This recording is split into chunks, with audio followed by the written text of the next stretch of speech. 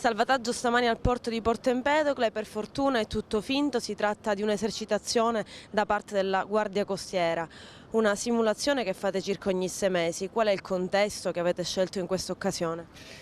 Allora, come lei ha giustamente detto, ogni 6 mesi siamo tenuti a svolgere un'esercitazione antincendio,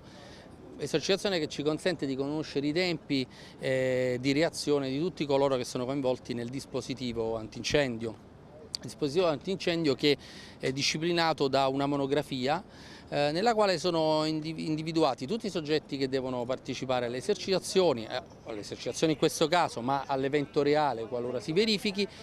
i tempi che devono essere rispettati e tutte le comunicazioni di routine che devono essere effettuate.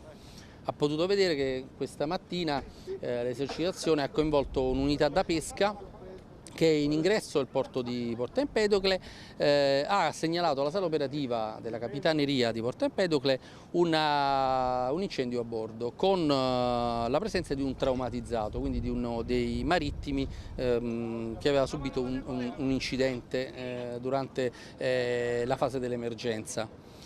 La Capitaneria, la sala operativa della Capitaneria di Porto Empedocle ha disposto quindi un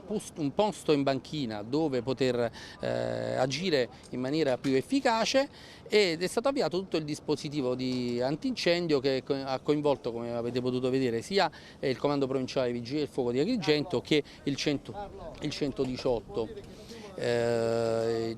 Per quanto riguarda l'esercitazione nello specifico, il peschereccio è stato ormeggiato qui alla banchina Sciangula, così che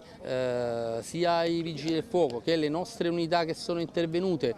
oltre al rimorchiatore Vigata, hanno potuto prima agire in via immediata sull'incendio prima che arrivasse in banchina con i dispositivi di bordo, quindi il cannoncino sparafuoco del rimorchiatore, che funziona utilizzando una presa a mare, quindi convoglia l'acqua di mare al cannoncino che può dirigere l'acqua sull'unità in difficoltà dove è in atto l'incendio, quindi per poi portare il peschereccio in banchina e utilizzare i mezzi dei Vigili del Fuoco che hanno provveduto a estinguere l'incendio per consentire ai paramedici di salire a bordo quando ormai le fiamme erano state domate.